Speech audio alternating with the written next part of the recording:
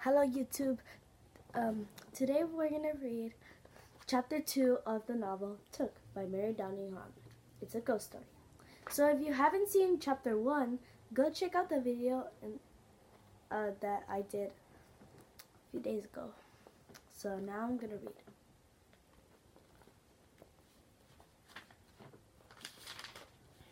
Arrival.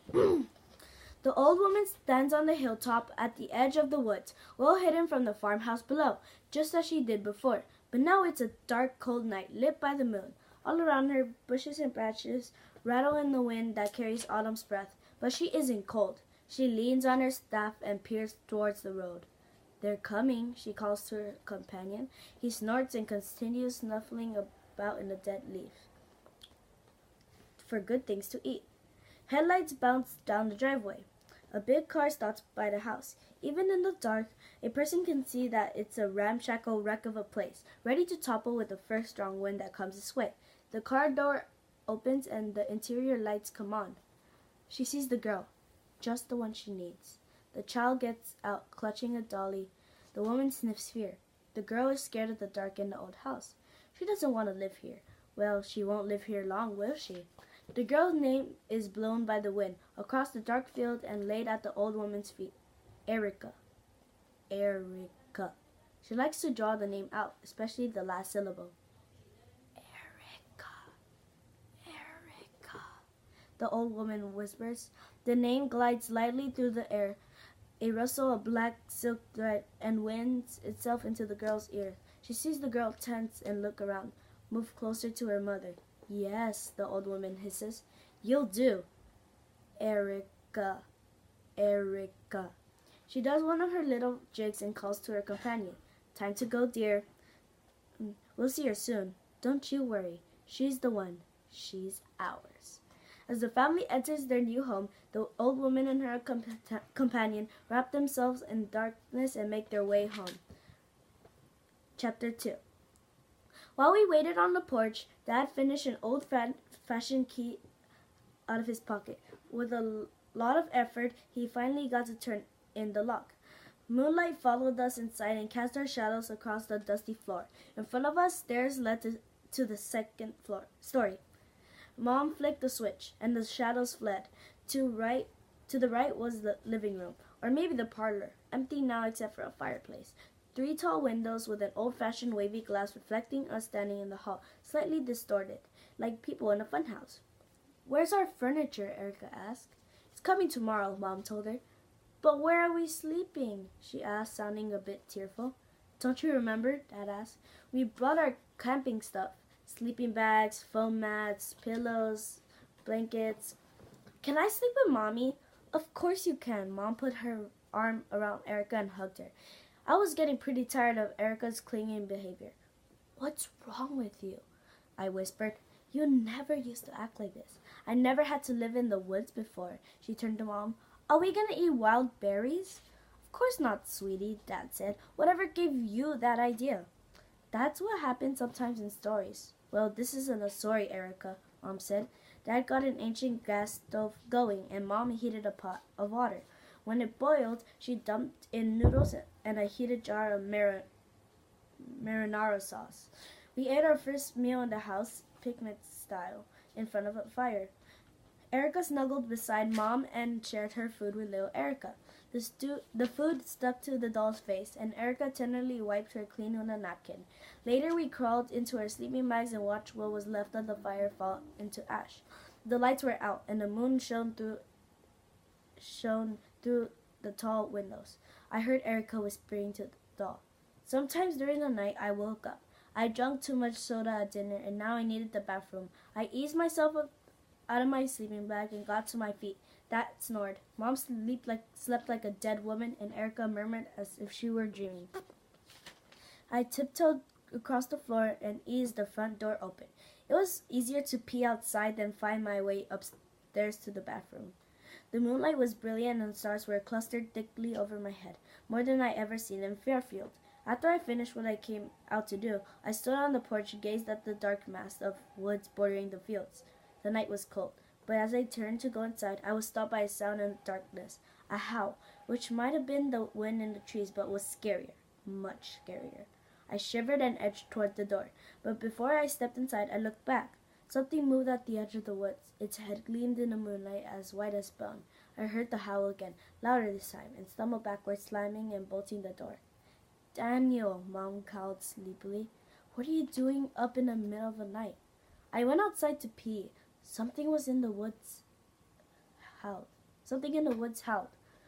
I slipped into my sleeping bag, shivering with cold and fear. "Shh," she whispered. "You'll wake up Dad and Erica." "Didn't you hear it?" She shook her head. "It was probably an owl or a fox." "No, I saw it," I told her. "It was as tall as a man, and its head shone in the moonlight." Mom smoothed my hair. "Go back to sleep, Daniel. There's nothing out there. It's dark. You're in a strange place, and your eyes are playing tricks on you." I moved a little closer to her. Maybe she was right. She must be right. Monsters didn't roam the woods anywhere but in fairy tales. I closed my eyes and practiced breathing slowly and deeply, but it was almost daylight by the time I fell asleep. When I woke up, sunlight filled the living room. Just as Mama said, whatever I heard and seen in the dark had a natural explanation. Night noises, most likely. Animals going about their nocturnal business, embellished with my imagination. Moonlight and shadows played tricks on you. The moving truck arrived before we finished breakfast, and Mom put us all to work. We picked our bedroom first. Mine overlooked the woods, which were not quite as close to the house as I thought the night before, but close enough for me to see a deer pause at the edge of the trees and then vanish into the shadows. The lawns in Connecticut were overrun with deer, but this was a wild deer and therefore more noble than the ones who ate our shrubbery and our flowers and the vegetables Mom tried to grow. Erica's room was across the hall from mine, at the front of the house. Mom and Dad were next to her. The bedroom beside mine was reserved for Dad. His office, he called it. At the end of the hall was a small room, probably a sewing room, Mom said, or a nursery. She claimed it for her weaving. "The loom will fit just right under the windows," she said. The moving men spent most of the day tramping around the house, upstairs and down, putting furniture where Mom told them to. When they finally drove away, Mom gave us our next tasks: unpack our clothes and belongings and put them away. I finished first and stopped in Erica's room to see how she was doing. Her clothes lay in a heap on her unmade bed. Her boxes of toys and books sat in the middle of the floor, where the moving man had left them, still taped shut. Erica sat on the window seat, her back to me. She held little Erica. "We don't like it here," Erica whispered to the doll. "It's a bad, scary place, no matter what they say. You and I, but no one believes us." Little Erica had nothing to say that I could hear, but my sister bent her head close to the doll as she were listening to her. "Yes," she murmured. "Yes." I hated to interrupt the weird conversation, but I stepped into the room and said, "Mom told you to put your stuff away, but you haven't even started." Erica whirled around. Her red hair swung like a flag, and so did the doll's. "I'm never going to put anything away until we go home." "This is home now." I picked up a box labeled socks and underwear and pried off the tape. "I'll help you." "Leave my things alone!" Erica laid the doll down and snatched the box away. "Get out of my room, Daniel. We don't want you here." "What's going on?" Mom stood in the doorway. I was just trying to help her unpack. "I don't want him to help," Erica said. "I'm leaving everything just like this until we go home." "Honey, we are home." Mom tried to hug her, but she pulled away. "Home is Connecticut," Erica whispered. "Not here." Mom made a gesture towards the door. "Leave this to me, Daniel." As I left the room, Mom shut the door. I lingered in the hall for a moment. Mom was talking softly. Erica was crying. I found Dad in the basement in front of a huge furnace that looked like something you'd find on Nautilus. All dials and levers and doors and pipes. A submarine engine only Captain Nemo understood. Steam pump in every way.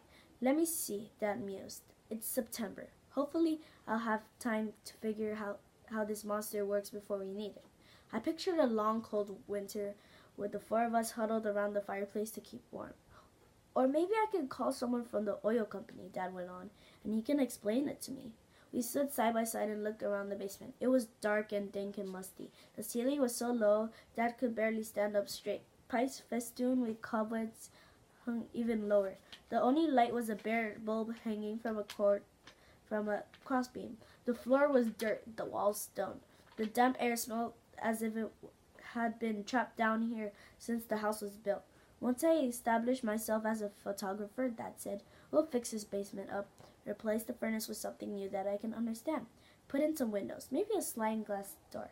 I could even build a dark room and get out of my old film cameras. While Dad was picturing a dark room and sliding glass doors, I was imagining a murderer carrying his victims down the steep rickety steps and digging grates in the dirt floor. I'm going outside, I told Dad. I could use some fresh air. Leaving him poking around in the junk piled in every corner, I found Mom at the kitchen table, busy sorting napkins and tablecloth. Erica was sitting near her, reading bedtime for Francis to little Erica. Neither of them noticed me, so I slipped out the back door to do some exploring. The house looked even worse in daylight. Peeling paint exposed bare gray wood. A gutter dangled from the eaves, and a downspout lay in the weeds. Judging by the number of shingles I saw on the ground, the roof probably leaked. The porch floorboards were warped, the railing was loose, and the steps tilted to one side. Behind the house, I discovered a small tumble-down barn almost hidden under a tangle of wild grapevines, honeysuckle, poison ivy, and brambles. All around it grew a jungle of pokeberry weeds taller than I was. Poisonous berries hung from the red stalks in black clusters, like grapes. Sticking up from the weeds were two doorless refrigerators, an old plow, an ancient Ford pickup truck, several rusted air conditioners, and a mildewed sofa. The town dump, I thought, right in our own backyard. What were Dad and Mom thinking when they bought this place? Had they lost their mind? We never get this house fixed up. Let alone clear the junk out. I felt like packing my belongings and sliding with Erica. Maybe between the two of us, we could persuade Mom and Dad to go back to Connecticut. So, guys, that was the end of chapter 2. If you like this book and you want to hear more audiobooks on the novel Took, please like it. Please whack that like button and subscribe to the channel down below. And I hope we'll see you later. Goodbye.